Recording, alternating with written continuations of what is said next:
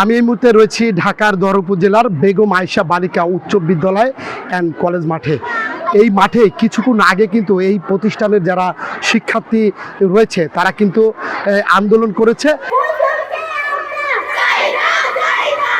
এবং সেই আন্দোলনের যেই কারণ ছিল তা আমরা জানতে পেরেছি যে এই প্রতিষ্ঠানের যিনি সাবেক যে প্রধান শিক্ষক ছিলেন কুলসুম বেগম, তিনি জুলাই আন্দোলনের পরবর্তীতে 20শে আগস্ট এখানে যে ধরনের অনিয়ম এবং নৈরাজ্য দীর্ঘ বছরে তিনি চালিয়েছিলেন, সেই নৈরাজ্যর প্রতিবাদে তখনের যে শিক্ষার্থী যারা ছিলেন সেই শিক্ষার্থীরা তাকে তোপের মুখে এই প্রতিষ্ঠান থেকে তাকে বের করে দেন এবং বের দেওয়ার পর থেকে তিনি নানাভাবে চেষ্টা করেছিলেন যে প্রতিষ্ঠানের তিনি যে দায়িত্বে ছিলেন সেই দায়িত্বে তিনি আবার থাকবেন এবং বল থাকবেন, কিন্তু আসলে সেই তোপের মুখে তখনও অনেক বিশৃঙ্খলা সৃষ্টি হয়েছে। এটা নিয়ে বলা যায় যে সামাজিকভাবে সোশ্যাল মিডিয়ায় বিভিন্নভাবে তার প্রতিবাদের যেই জোয়ার ছিল সেই জোয়ারে কিন্তু তিনি বলা যায় শিক্ষার্থীদের প্রতিবাদের জোয়ারে তিনি কিন্তু ধোপে টেকেনি এবং তার বিরুদ্ধে নানান নৈরাজ্য থেকে শুরু করে এই প্রতিষ্ঠানকে তিনি ব্যক্তিগত একটা প্রতিষ্ঠানে রূপ দিয়ে এবং পরিবারতান্ত্রিক একটা প্রতিষ্ঠানকে রূপ দিয়েছিলেন, যার পরিপ্রেক্ষিতে কিন্তু তাকে এখানের যারা শিক্ষার্থী ছিলেন তারা কিন্তু তাকে এখান থেকে বের করে দেন এবং তিনি তারপর থেকে চেষ্টা করেছেন বারবার এই প্রতিষ্ঠানে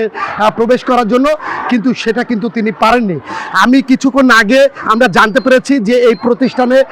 শিক্ষার্থীরা তুমুল আন্দোলন করছে, তারা জানতে পেরেছে এখানে সাবেক যে শিক্ষক প্রধান শিক্ষক যিনি ছিলেন কুলসুম বেগম তিনি এই প্রতিষ্ঠানে ঢুকবেন এমন খবর ছড়িয়ে পড়ার পর তারপর কিন্তু এখানের ক্ষোভে ফেটে পড়ে এখানে শিক্ষার্থীরা এবং তারা এই প্রতিষ্ঠানের যে যখনই টিফিন দেন সেই টিফিন পিরিয়ডে তারা বের হন এবং বের হয়ে তারা আন্দোলন শুরু করেন। তারা এখানে স্লোগান দিতে থাকেন এবং সেই স্লোগানের কারণে কিন্তু পাশে যেহেতু উপজেলা পরিষদ সেখান থেকে উপজেলা নির্বাহী কর্মকর্তা বিষয়টা অবগত হন এবং এখানে প্রধান শিক্ষক যিনি ভারপ্রাপ্ত রয়েছেন শামিমা আক্তার তার সাথে তিনি কথা বলেন এবং এই কথা বলার পর থেকে তারপর উনি এখানে যে প্রতিষ্ঠানে যে শিক্ষক ছিলেন তিনি তাকে বিষয়টা অবগত করার পর তিনি উপজেলা নির্বাহী কর্মকর্তা মাইদুল ইসলাম তিনি বলেন পরিবেশকে শান্ত রাখার জন্য এই প্রতিষ্ঠানের শিক্ষার্থীরা কোনো ধরনের যেন অপ্রীতিকর কোনো ঘটনার সাথে জড়িয়ে না যায় এবং তারা যেন এই প্রতিষ্ঠানে লেখাপড়া করেন এবং স্ব ক্লাসে চলে যান এমন নির্দেশ দেওয়ার পর তারপর এখানে প্রধান শিক্ষিকা শামিমা আক্তার তাদেরকে জানান এবং তিনি তারপরে এই শিক্ষার্থীরা কিন্তু ক্লাসে ঢুকে যায় এবং তারা আমাকে শামিমা আক্তার এই প্রতিষ্ঠানে যিনি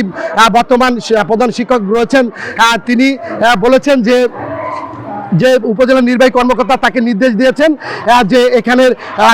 যিনি আগের যে শিক্ষক ছিলেন তিনি এখানে আসবেন না এবং তারপর কিন্তু শিক্ষার্থীরা চলে যান। আসলে একটি শিক্ষা প্রতিষ্ঠানের এই ধরনের কর্মকাণ্ড কোনোভাবে আশা করেন না, অভিভাবকরা করেন না এবং যার কারণে এই প্রতিষ্ঠানের সাবেক যে শিক্ষক তার বিরুদ্ধে বিভিন্ন দুর্নীতি এনে শিক্ষার্থীরা তাকে কিন্তু তাড়িয়ে দেয়। এরপর থেকে তিনি বারবার চেষ্টা করেন ঢোকার জন্য, কিন্তু সেটা কিন্তু এখন পর্যন্ত পারেননি। তো এই ঢাকার দর উপজেলার বেগম আয়েশা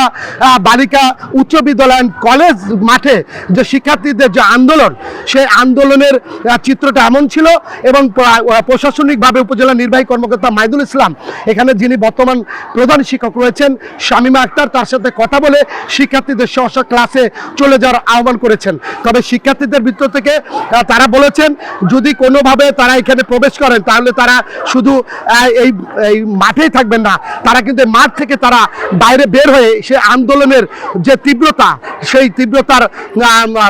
ফলপ্রসূ যে দিকটা সেটা কিন্তু তারা ফুটিয়ে তুলবেন এবং প্রতিবাদ করবেন। তো আমার কাছে ঢাকা দর উপজেলার জয়পাড়া যে বেগম আয়েশা বালিকা উচ্চ বিদ্যালয় অ্যান্ড কলেজ মাঠ সে মাঠ থেকে আমার কাছে শিক্ষার্থীদের আন্দোলনের এই খবর ছিল।